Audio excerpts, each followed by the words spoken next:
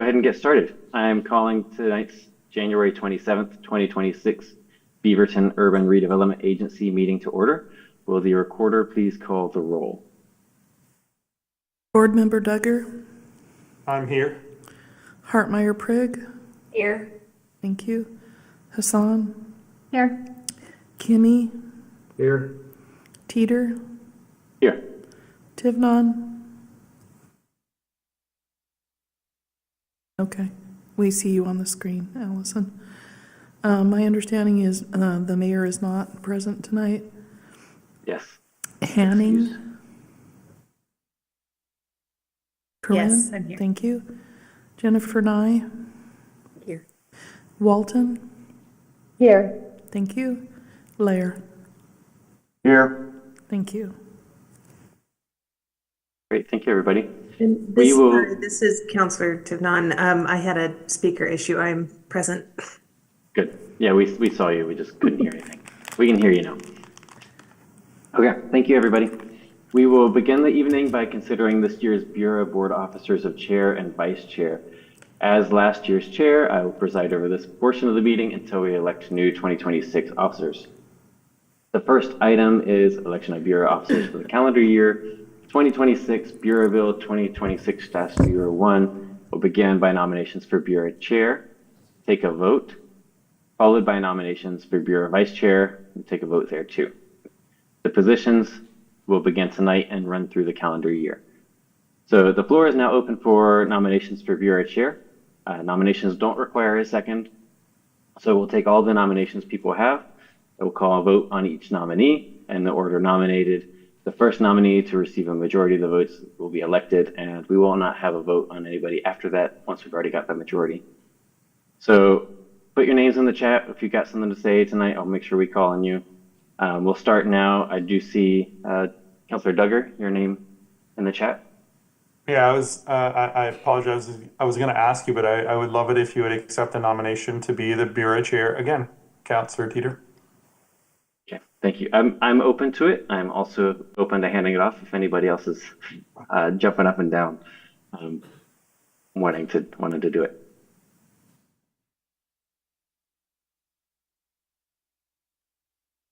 Okay. I don't see any names in the chat, so we have one nomination. I am willing to accept the nomination if voted on. So, recorder, please call the roll. Duggar. Yes. Hartmeyer Prigg. Yes. Hassan. Yes. Kimmy. Yes. Teeter. Yes. Tivnon. Yes. Hanning. Yes. Nye.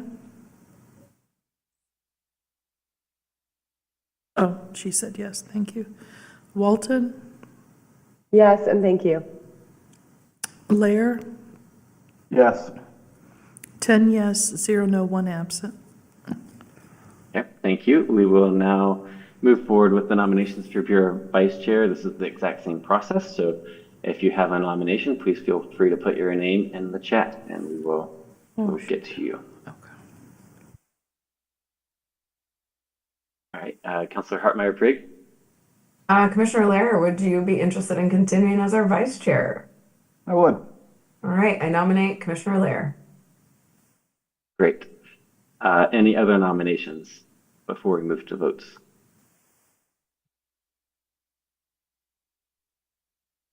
Okay. We'll move forward to a vote. So, recorder, please call the roll. Duggar. Yes. Hartmeyer Prigg.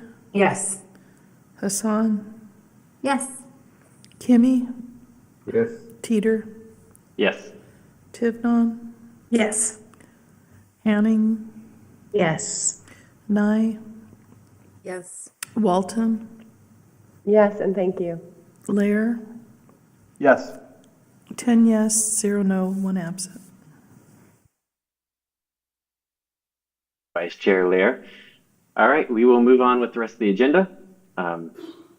The first item on the agenda tonight is visitor comments. So visitor comments allow visitors to speak to the Bureau board about matters on tonight's agenda and also not on tonight's agenda. So recording secretary, is there anybody here tonight wanting to address the BURA board?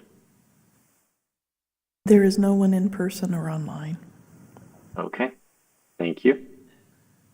We will go forward to board communications. So any board members have any information they would like to share with the rest of the board and the executive director?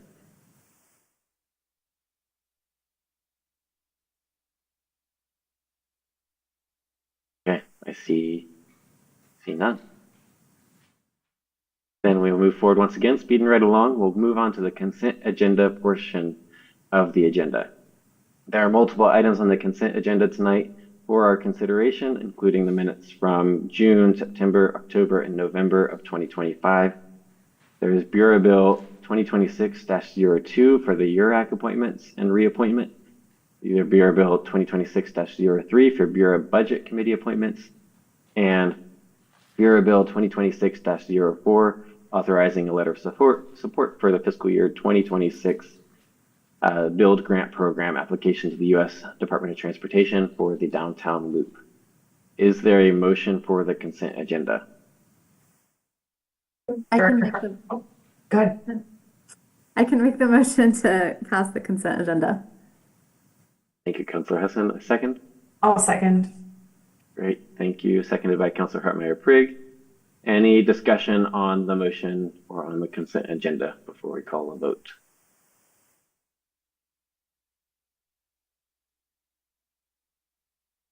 Okay, I see none. So we will move forward with the vote. Reporter?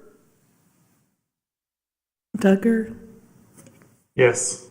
Hartmeyer-Prigg, Yes. Hassan, Yes. Kimmy, Yes. Teeter, Yes. Tivnon, Yes. Hanning, Yes. Nye, Yes. Walton, Yes. Lair. Yes. 10 yes, 0 no, 1 absent. Thank you, everybody. The next item on our agenda tonight is Bureau Bill 2026-05. This is the Downtown Beaverton Subbasin Strategy Update. So staff will provide a presentation updating the board on that strategy. And Alyssa, I think you are giving the presentation. So whenever you're ready. Great. Good evening to everybody. My name is Alyssa Maxwell. I am a capital planning project manager, and I am going to start by sharing my screen.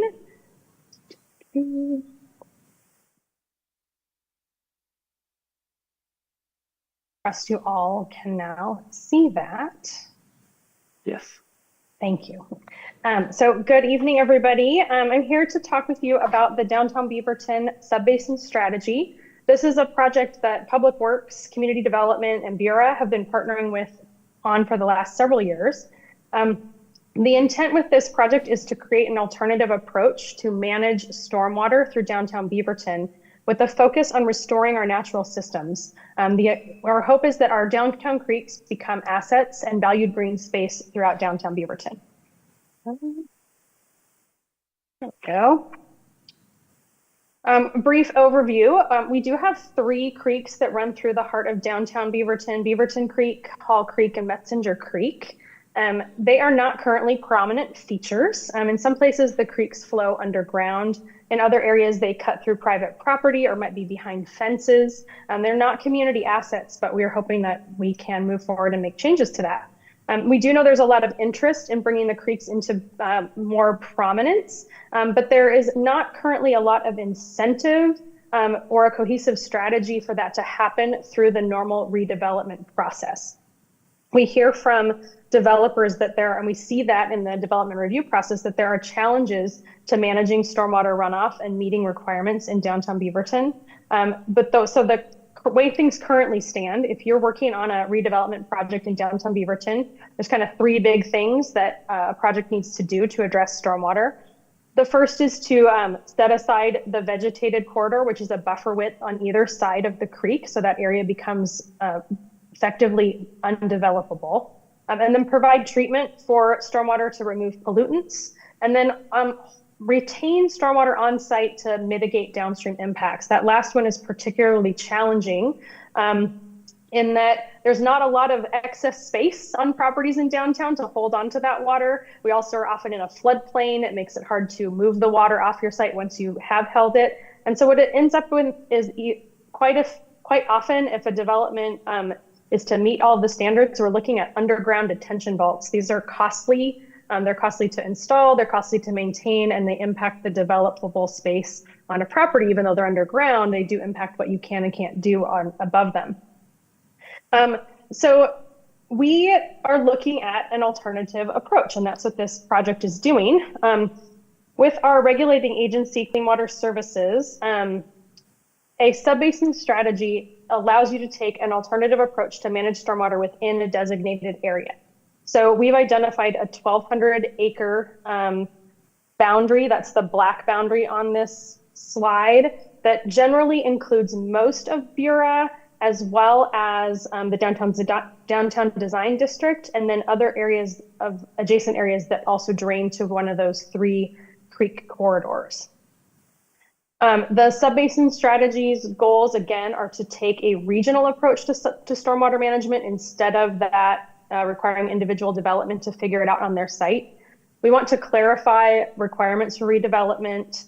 We want to promote green infrastructure. I mentioned the goal to restore stream corridors and overall align this work with other city goals and plans, such as the Climate Action Plan and our transportation policies.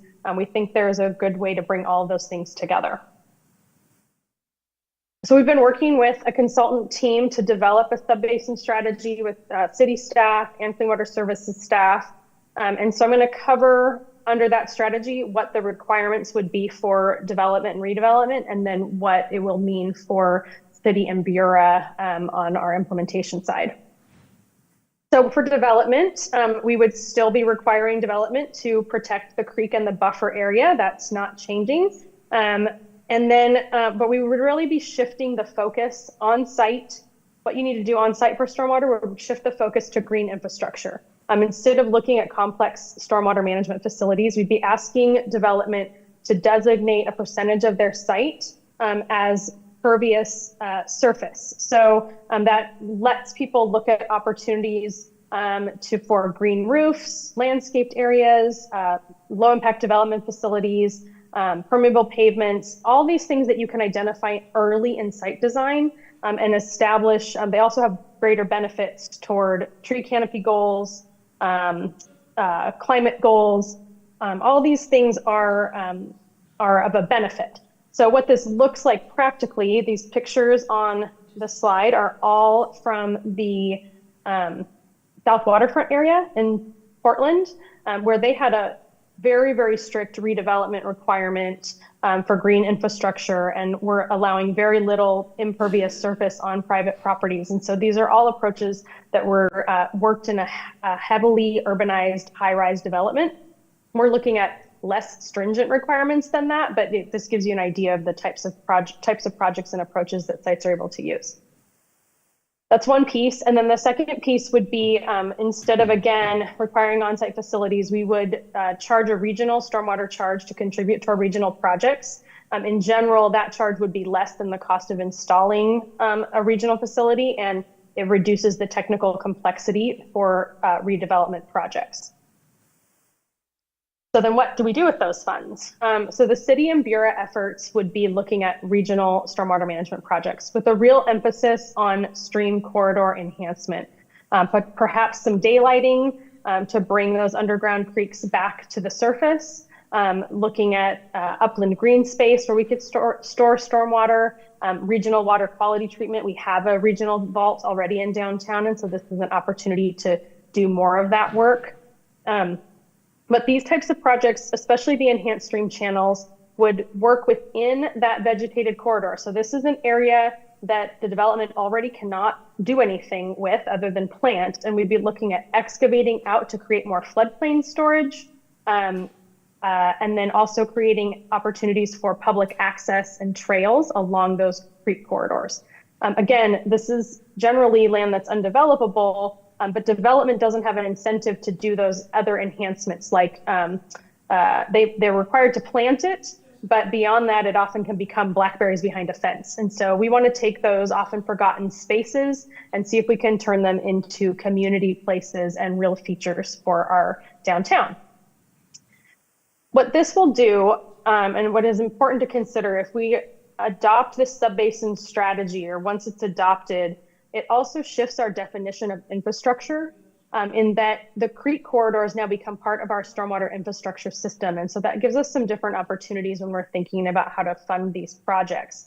And to be successful, city and BURA are going to need to be more involved with project implementation. We can't do stream enhancement and floodplain excavation on one side along the fence of someone's back property. You really need to look at a larger corridor and look at a capital project to do that work. So we'd be involved in coordinating design, acquisition, construction, as well as pursuing maybe grant funding to support the work, and then long-term maintenance of these areas as they become community assets. Let's see. So this is an example of a project that the city has already done in this sort of template work. The Hall Creek Enhancement Project is at the east end of downtown between 117th and 114th. And this is an area where the channelized creek we did exactly what we're hoping to do in other areas. Excavated out the floodplain to create more storage, meandered the stream. There's a access trail along there. There's the overlook. There's now more storage for flood water during big storm events, and it's a template of what we'd like to extend further and downstream along Beaverton Creek. I want to shift gears just a little bit to talk about the bigger vision. So this stormwater strategy is one part of a larger vision in downtown Beaverton. This is certainly not a new idea. If you look at the list of plans here, we've been moving toward this over a long period of time. Each of these plans that are listed here have consistently identified the community's desire for more green space, more public spaces through downtown.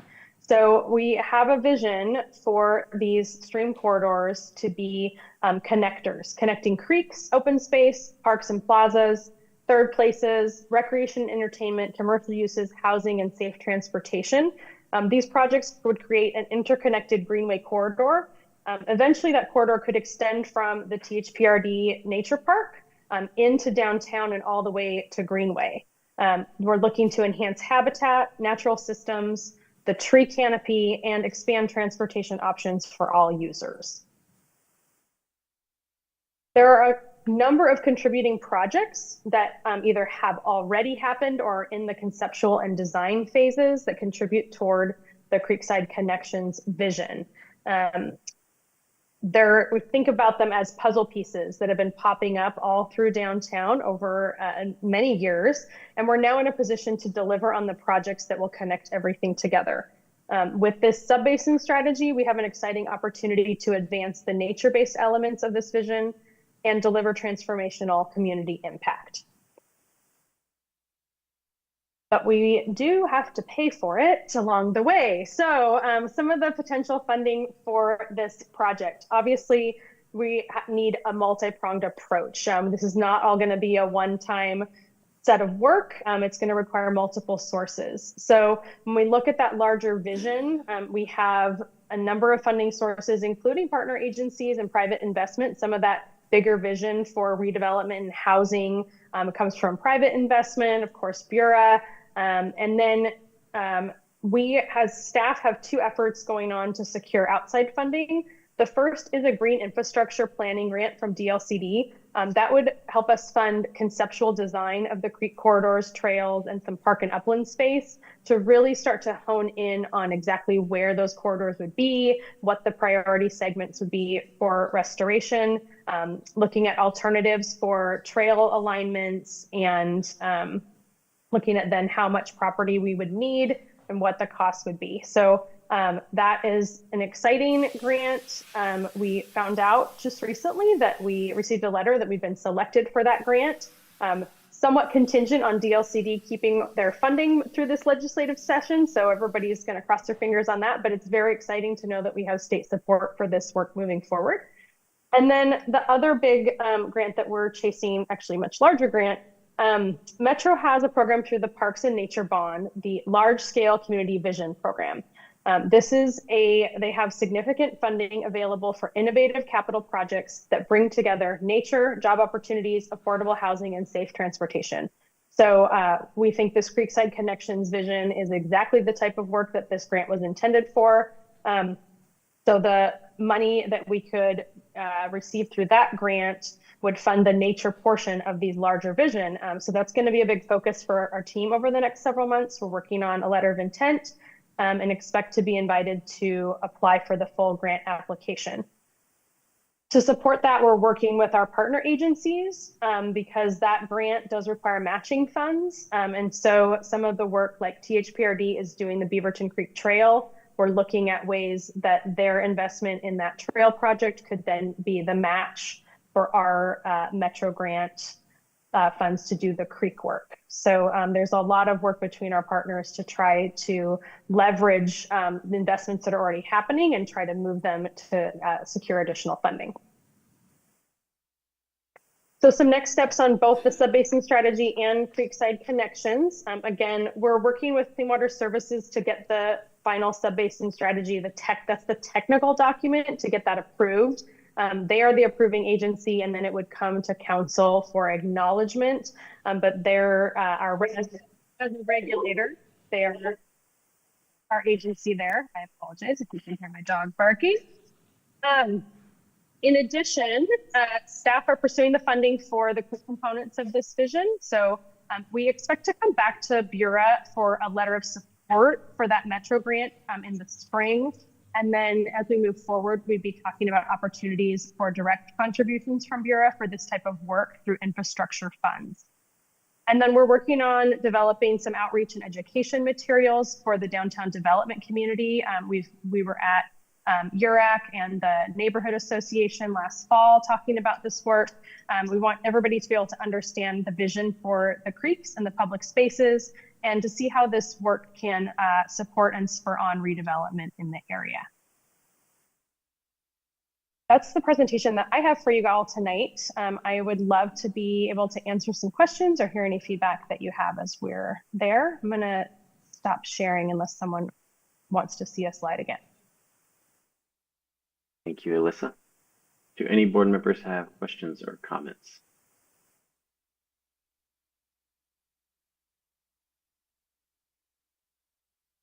Councilor Duggar, go with you first. Yeah, I don't think I saw this, but is there any concern, and maybe the strategy will address this, you know, when you look at all the impervious surfaces in downtown Beaverton, right? Like if we have like a flooding event, I've heard a lot of, or seen a lot of examples where, you know, like natural areas such as creeks and streams and things like that are flood prevention strategies. But like I've also seen some areas where they actually make it worse. So is that going to be addressed as far as like, you know, when you have a massive influx of water from impervious surfaces and it all rushes towards a creek, then all of a sudden we've created a flooding event there. We've shifted that away from water going into like the stormwater system, and is that going to be addressed in the Subbasin strategy, or is that a little too in the weeds for that? No, that's exactly what part of the strategy does. The consultant did an evaluation of downtown Beaverton, and within this 1,200 acres, the area is already 82% impervious. So that's why we are really the right area to look at this alternative approach to stormwater management, because the current regulations assume that you're taking a partially developed or not developed site and then paving it, right, and putting buildings on it. Whereas downtown, if our area is already 82% impervious, any redevelopment should reduce the amount of stormwater runoff. And so that's why we're looking at a green infrastructure approach, so that we, over time, reduce the impervious surface downtown and we get a little bit more ability to hold water throughout the area. But ultimately, we are very much in a floodplain, and we're going to have a lot of water just kind of sitting. And so widening out the creeks to hold more of that water, like a bathtub, making our bathtub bigger, essentially, downtown is part of the goal. Okay, yeah, no, I mean, this all sounds really great. I'm super excited. I've been waiting for this for a while. The only other concern that I had that I would hope that would be addressed in the strategy is sort of like public safety and like, if we're going to surface water, like just as we encourage people to interact with it, just as we're thinking about through the design process and all that, like how do we make it as safe as possible? How do we make it accessible? Yeah. And just those sort of concerns. But I think this is fantastic work, and I really, really, really get excited about this. So thank you for all of this. Thank you. Thank you, Councillor Tucker. We'll go to Councillor Hartmeyer-Prieg. Thank you, Alyssa. Mine is just a comment today that I can see the vision of where this is going, and you can see the foundation of the work that's already been done. But I think this is another example of a plan of planning for and building towards the future that we want this area to look like. And I can really envision that with this plan and the presentation. So I just wanted to thank you. Great, thank you. For Vice Chair Lair. Yeah, first off, Alyssa, thank you for the presentation. Like this all sounds fantastic. I really appreciate that this was something that was brought up, I think, last year and the year before at the budget meeting, the BURA budget meeting, that we hadn't seen much resources or attention go into this. So it's really good to see that not only do you have a plan, but you've taken the board's feedback. That was really encouraging, and I think you guys have done a great job. So my question is, I understand what the city is doing and all that, but are there, am I understanding correctly, there's going to be requirements on new private developments as well in line with this strategy? Yeah, by adopting the strategy, essentially we are replacing the regulations when it comes to stormwater management. So right now, again, development has an obligation to do the treatment, the retention, and a lot of times that can be really technically challenging. So the strategy would adopt an alternative set of standards. So it is written as an optional choice. So development could still move forward under their current approaches, which again is very technically challenging. We rarely see sites that can actually meet all of the requirements. So we're often looking at design exceptions and things for development downtown. So instead, development would have requirements to focus on the green infrastructure pieces. And some of that's already required, right? We already have minimum landscaping requirements for some larger sites downtown. So we're trying to align the green infrastructure requirements with some of the downtown design district elements, but they would focus more on site design rather than on like underground infrastructure. And would this apply to the BURA area, the Subbasin area, the whole city? Yeah, so we have about a 1,200 acre boundary. It covers most of BURA as well as some of the surrounding area. So yeah, it would just, its focus is on the BURA area, which is where we have the most challenge with meeting stormwater requirements. Oh, okay, thank you. Mm-hmm. Board Member Walton. Yeah, so I know nothing about this area, so forgive my ignorance, but I believe that there was probably a group of people a number of years ago making the decision to put this all underground. And now we're sort of undoing that decision to make it visible, which again, aesthetically, I really appreciate. Help me understand what was the initial reason why we didn't want it to be daylighted. Yeah, I mean, those decisions were decades and decades ago. Right. I think if you go back very even early pictures of downtown Beaverton, this area was converted, my understanding is from swampland into agriculture, and that agricultural piped thing or like put things in, ditches, and then those ditches got put into culverts so that we could build parking lots over the top of them. There was not a cohesive plan that said pipes are better. It was more a matter of individual property owners trying to maximize what they could do on their property.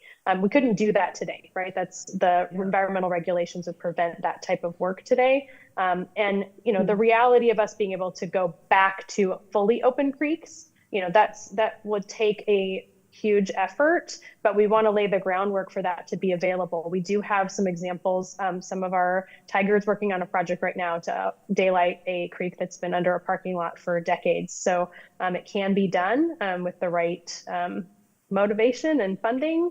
And so we're trying to make sure we have at this point, try to have the technical basis to support that if we got the impetus to make it happen. Okay. And so would there be any impact to homeowners insurance or property insurance for that creek being open air versus underground? Yeah, that's a really important question. I think that's something we would have to look at with that. If we were to pull the creek out of the pipe, it would impact the floodplain, the flood modeling. So that would have to be part of that type of design work at that time. Yeah. Because it looks like, based on the map in the documentation, it's like there's a section that's really close to a road, there's a section that's really residential, and then there's a section that's really commercial. Yep. So I think my biggest question would be, what would be the impact that we're not thinking about here today? Because I definitely am for more water and the beauty of the trail, but flooding Beaverton, Hillsdale for the drivers or the property insurance would be concerns that I would have just for controlling the volume. Those are great questions, and that those would be a no-go. The flood regulations would prevent us from doing any work that would elevate the flood water. So we'd have to do some there would be advanced technical analysis before we were looking at daylighting anything. And there are portions of the creek that will never be daylighted because they do run under Beaverton Hillsdale Highway. We're not going to remove the highway for the creek. Okay, awesome. Thank you. Great work. Councillor Tunon? Yeah, this is kind of a follow-on to comments made by Eric and Sarah, councilors Lair and Walton. Sorry, board members. I've had a day. Knowing that we have just kind of gone through some pushback from the development community as it relates to what we want to do Cooper Mountain, it just has me thinking in the same vein here on if there's any kind of pushback that we should just be anticipating from developers as it relates to these new guidelines and just the vision that we have for the area. Yeah, I think that's a good question. This strategy does not change our development code, so that's important to recognize. It becomes an option for development. It becomes an opt-in, not an automatic requirement for anybody. We do think that someone call it it's a big carrot, right? We think that the advantage to development will be a lower cost to their infrastructure overall, as well as more certainty in the process. But we're not at this point replacing development code that would require someone to follow this approach. We'd like to encourage them to do so. We'd like to be able to work through some of those marketing materials and some of those outreach materials to show how we think that this approach could enhance the value of their property if they are going to redevelop. But at this point, it would be an opt-in situation. The biggest piece, I think, is going to be from the city and staff is if we want to pursue additional property, if there are creek adjacent property segments that we want to be able to do more than just what we can fit in a vegetated corridor, we'll need to be working with those property owners. And so it becomes more of a redevelopment strategy overall rather than an individual requirement, if that makes sense. It does. Can you explain why we're going with the opt-in instead of just ripping off the Band-Aid and saying this is what we want for all future development and redevelopment in the area? Yeah, partly because we do believe it's a big carrot, and we don't think there's a reason to completely change the code for this area to be able to implement this strategy. And the other option is because there may be sites where they already have some of the stormwater infrastructure in place. And so we want to, or they may have an approach that works better. Maybe they're in a weird pocket and it is easier for them to put an on-site facility. They're going to put in a big green planter strip and it's going to make more sense for them to hold their stormwater on site. We don't want to remove those options for them. So that's the thinking at this time. That could change down the road if we see that this is really successful and we want to try to advance it further. We could look for ways to prioritize it. Clean Water Services has asked us to think about, can we come up with a way to kind of make sure it is incentivized and prioritized as an option. But we'd like to keep those traditional approaches available as well, so that we don't put anybody, like tuck someone in a corner or prevent development. Okay, great. Thank you. Thank you. Councillor Husson? Yeah, thank you. I'll just echo the one sort of maybe comment that you heard, just in terms of what Councillor Tivenon brought up, which is like the development community concerns, not because I want to center them, but I don't want to end up in a situation where we're having a similar Cooper Mountain situation. So I wonder if there's a world where the strategy that comes back to be selected has, I don't want to say levels, but just like, your dream, like your Cadillac, your Toyota, and like your bicycle.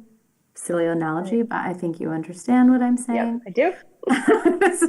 And then I just want to I can't remember who it was that I met with, but I had heard about some of the grant opportunities related with Metro and DLCD. So just would love to make sure that we try to, as much as possible, aggressively pursue those, and then make sure that a couple of us are advocating to make sure that we push for that. So I support this wholeheartedly. I support the staff's perspective on it. I do think, just to prepare for what could be what happens when the strategy passes, to just have those options. That way we're prepared to make more of a decision around this. Yeah, Thank you. Great. Thank you, Councillor Husson. Go with Board Member Nye. Yeah, I guess my question is more on the technical side of the stormwater. How do we make sure we're increasing the stormwater capacity ahead of development so that we aren't over stressing the system? I think in particular, like the Lombard site, which is right now green, and it's gonna become pretty impervious. And if they aren't doing stormwater, and we haven't built more capacity, that's going to stress the pond, right? So how do we make sure we're always ahead of the development curve in order to make sure we aren't stressing the systems? Yeah, great. That's the focus of the technical work within developing the strategy. So part of the modeling work that the consultant did, was to look at how that redevelopment could impact the creek system.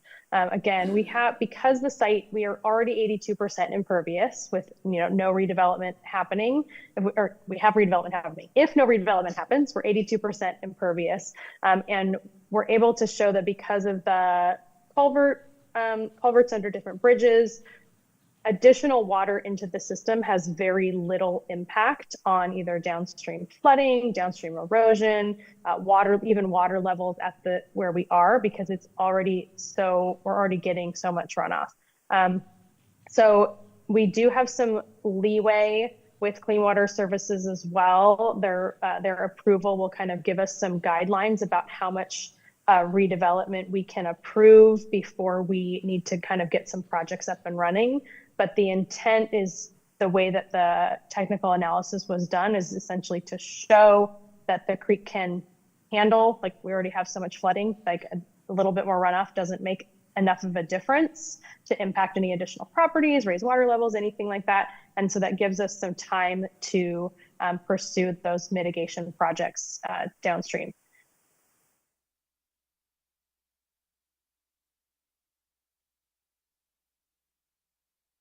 Okay, I think that's about it. I will chime in with maybe one or two more questions. Long-term maintenance. You mentioned long-term maintenance being in need once we build something. If we build a trail alongside a restored creek, would that fall on the city, BURA, or THPRD, or somebody else? Can you talk a little bit more about that? Yeah, I think that's going to be a segment by segment discussion. Probably depends on who is the property owner, as well as what agreements we have. So but for example, Beaverton Creek Trail is a THPRD project right now. So that's going to be theirs. But if there's creek segments if there's trail segments that the city builds, those would have to be, ours, or we'd be in agreement with THPRD. So those are going to be project by project, similar to the other trails around the city. Yep. Thanks. That's helpful. Yeah, I think I saw some city team members out cleaning up the Hall Creek enhancement area. Yep. So that one's ours. Yep. That one is one that our city staff maintains. BPD does the monitoring. One of the reasons we like that project as a template is that BPD says it's easy for them to pay attention to what's happening there as well. But some of the we are sensitive to the fact that these wider floodplains can also sometimes become human habitat, and so making sure that the areas are still safe and we can pay attention to what's happening, and we're not just creating a situation that's more challenging for everybody. Okay. Thank you. There's a lot of really good work here.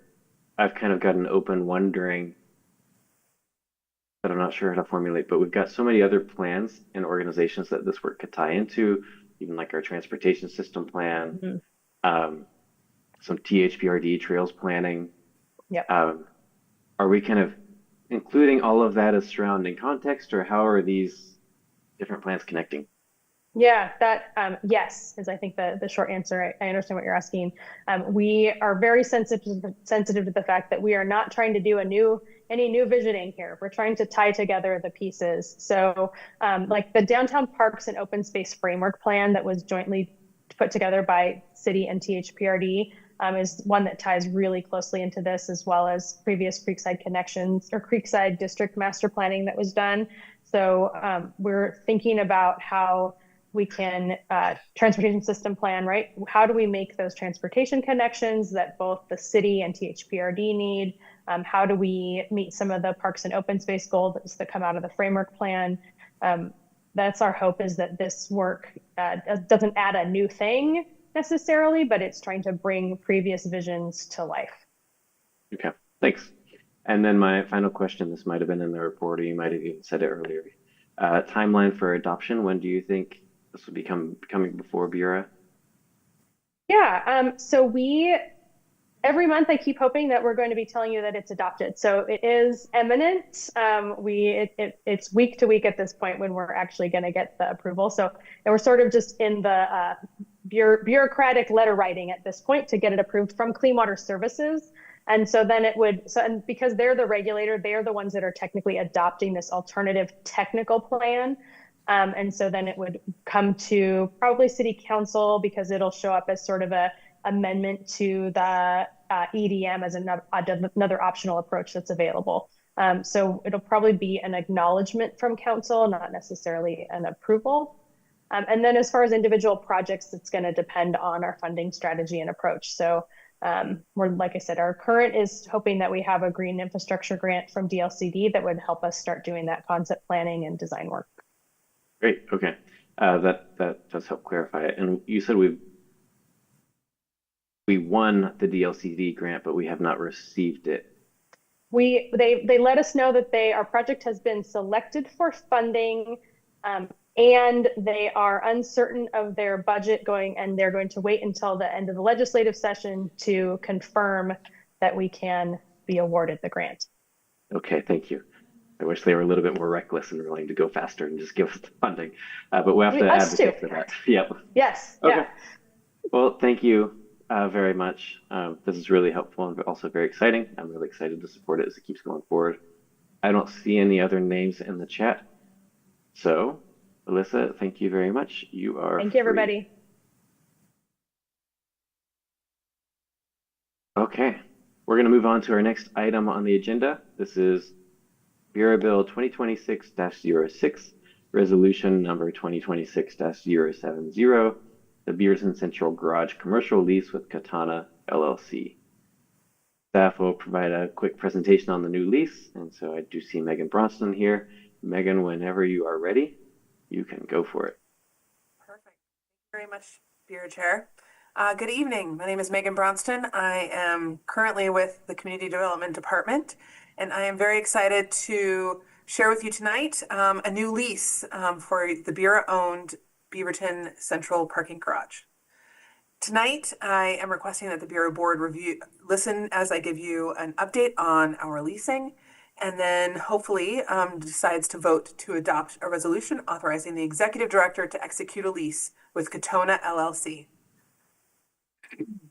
As we need to start with all of our projects, we need to back up and figure out what our goals were. So the goals that the Bureau Board approved for leasing of the commercial spaces beneath the garage were to recruit active businesses. We wanted them to be open during regular hours and publicly accessible. The second was to recruit businesses that promote arts and innovation in the district.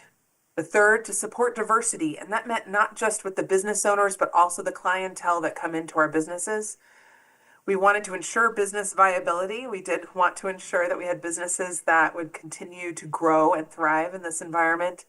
And finally, we wanted to curate a collection of tenants with a mix of ownership experience levels.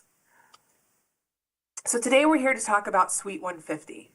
For the last 3 years, Gray Raven Gallery and its parent organization, Golden Road Arts, has been habitating Suite 150 as our first tenant that we ever signed in the garage.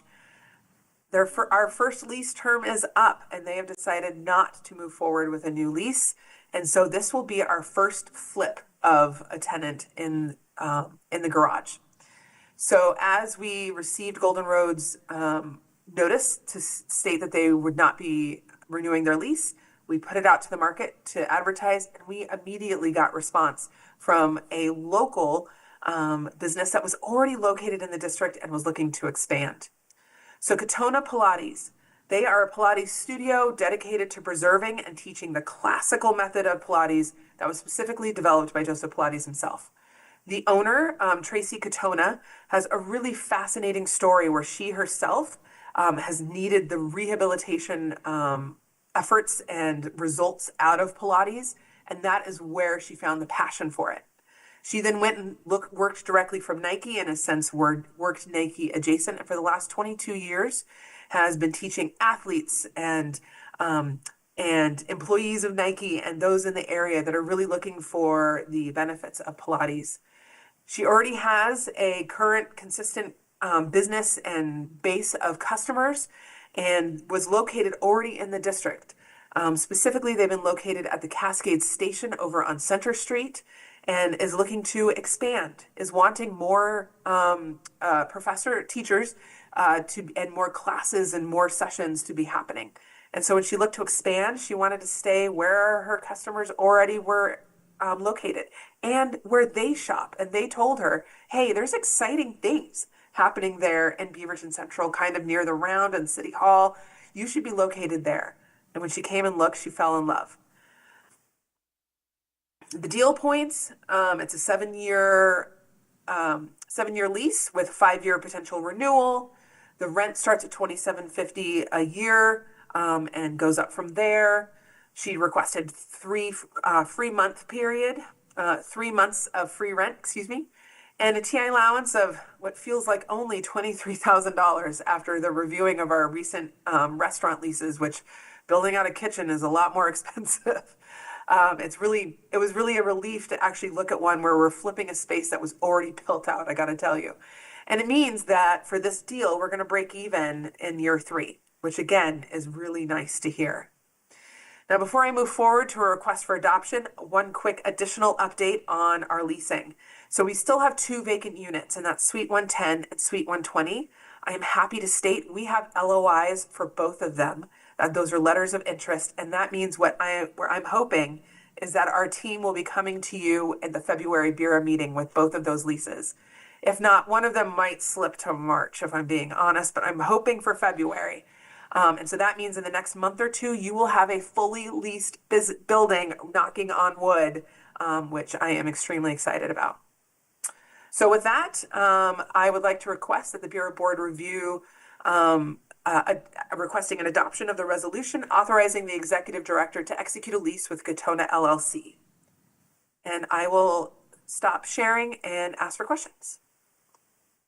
Thank you very much, Megan. We got a couple of names already popping in the chat, so we'll go with board member Nye first. Nope, that was from the last round. Okay, we'll go with Councilor Hassan. There we are. Actually don't have a question. I was going to make a motion to adopt the resolution 2026070. There's a motion on the floor. I will second. There's a second. We will have discussion on the motion. I see Board Member Walton's name in the chat.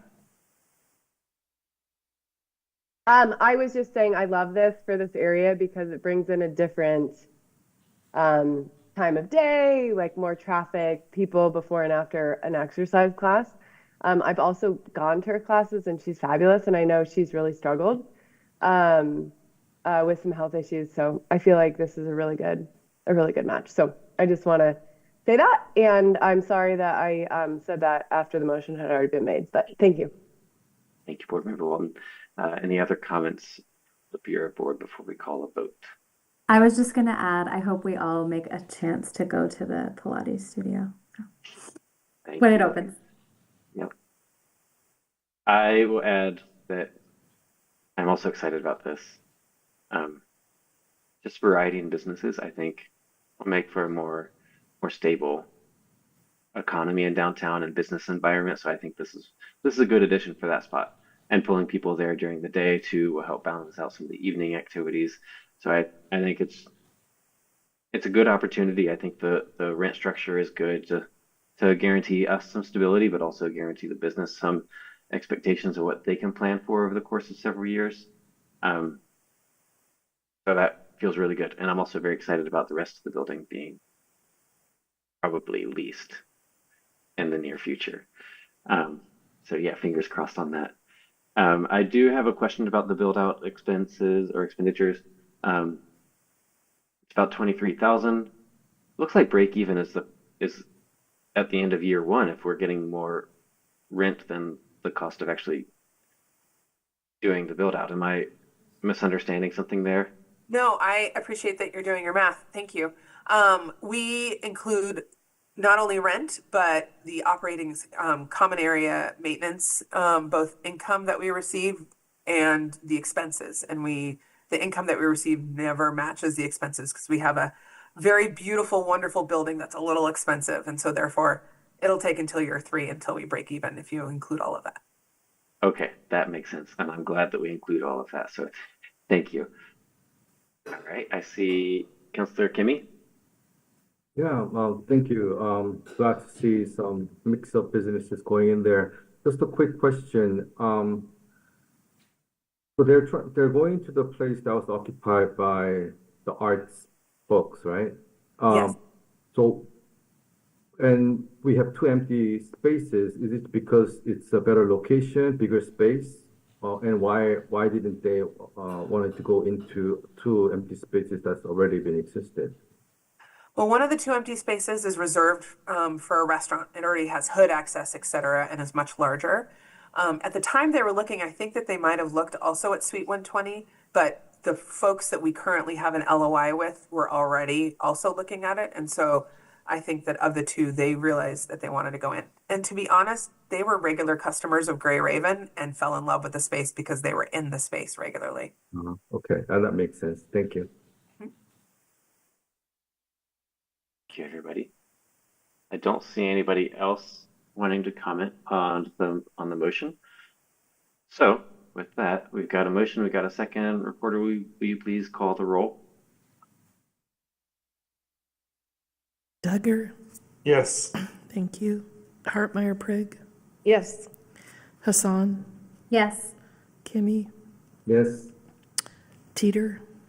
Yes. Tivnon. Yes. Canning. Yes. Nye. Yes. Walton. Yes. Lair. Yes. 10 yes, 0 no, 1 absent. Wonderful. Thank you, everybody. Thank you, Megan. Please send our warmest welcome. Okay, we will move on to the next item on our agenda. This is the Executive Director's Report. Andy, do you have any items for us tonight? Board Chair, I I don't really have anything to highlight. I think you can see some project updates in the spreadsheet that's in the packet, from the loop to some of the topics we talked about tonight. If there are any questions, I'm happy to answer those. Just know that we have an executive session after this as well. I'll just be open for questions. Okay, thank you. Board members, if we've got comments for Andy, put your name in the chat.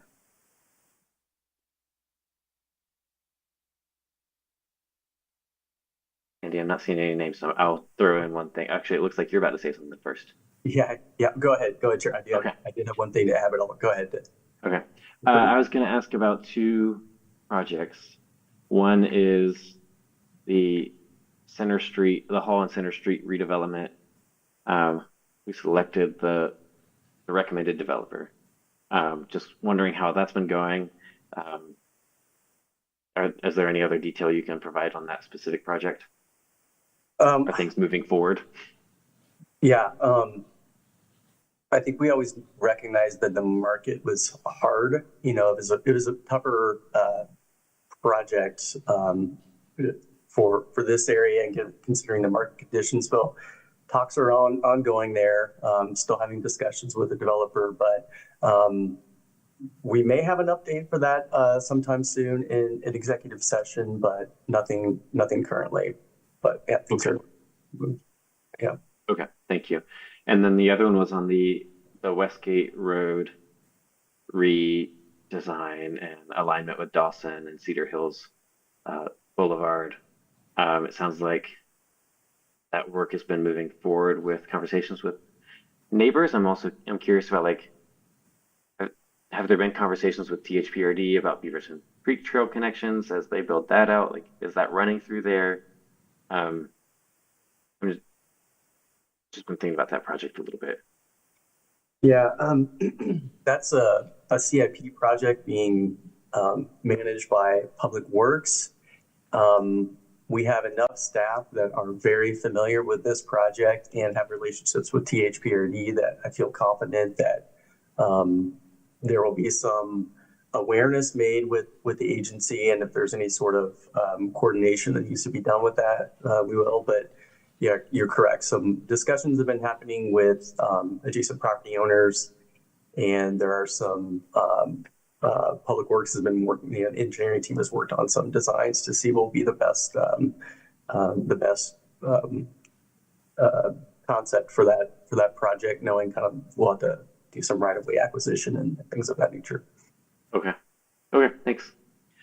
I don't see any other names in the chat, so Andy, I think. Well, Chair, I did want to say one last thing. Sure.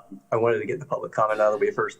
You know, Megan just delivered a presentation, and I'm not sure how many folks on the call know, but this is Megan's last meeting for the city of Beaverton in this capacity.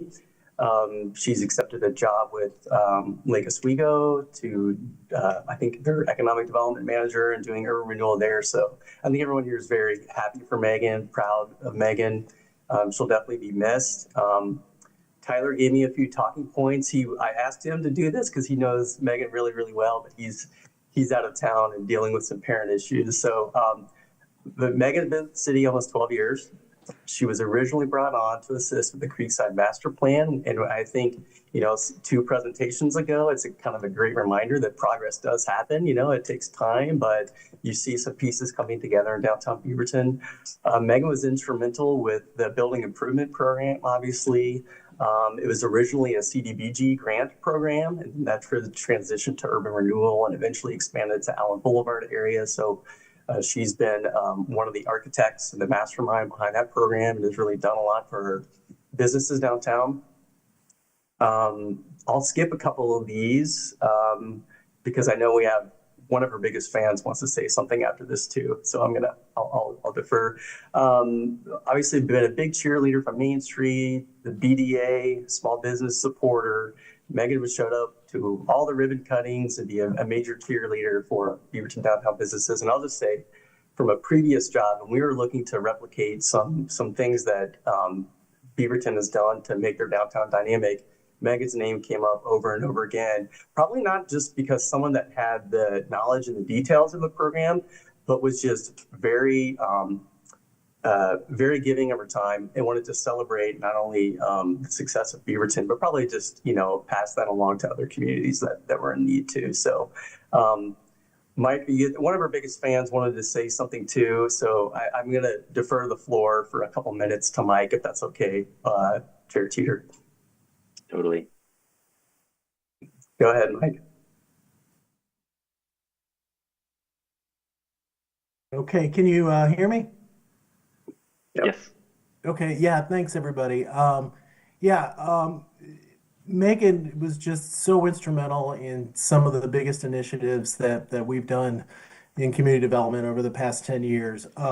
She was really the heart and soul of the implementation of the restaurant strategy. Did a fantastic job with that, and it has been copied all over the state. She helped with the guiding of the Beaverton Downtown Association.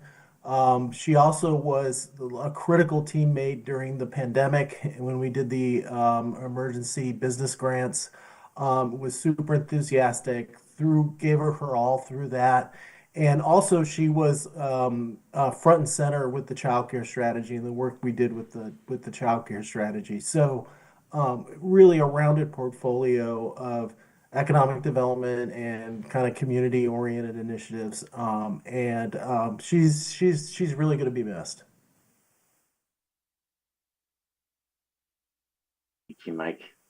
I want to say something too for you, Megan.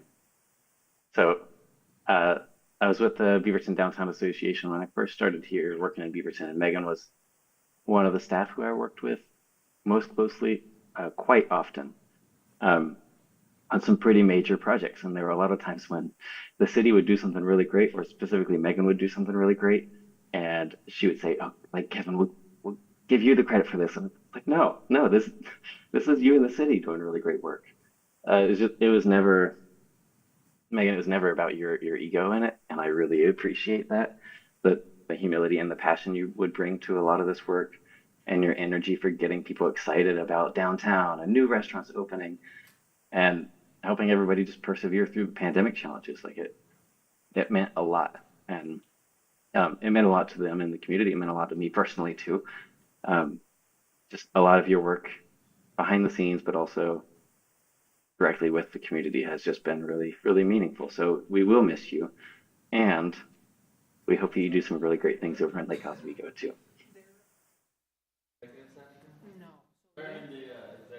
Well, thank you all very much. That was very, very touching, and thank you for doing it here. I have definitely enjoyed my 12 years of Beaverton, and I will absolutely be paying attention to what you guys do going forward, especially in our downtown. Thank you. Yeah, thank you, Megan. Okay. We'll transition. Thank you, Megan. We do have an executive session after this. Our next URA board meeting is February 24th, 2026. So we're not going to make any decisions coming out of executive session. So we're going to go into executive session, and we're not coming back to the public link if anybody out there is watching. So let's go ahead and move into executive session in accordance with ORS 192.6602E to conduct deliberations with persons designated by the governing body to negotiate real property transactions. Under Oregon law, members of the news media are allowed to attend. However, it's the Bureau Board's requirement that the items discussed in executive session not be disclosed by media representatives or others. Any action that the Bureau Board may take on matters discussed in executive session will be done in open session. However, that's not happening after this executive session. We're doing that tonight. So board members, please use the other link that you've been provided to get into executive session, and we will see you in a moment. For everybody else, have a good night.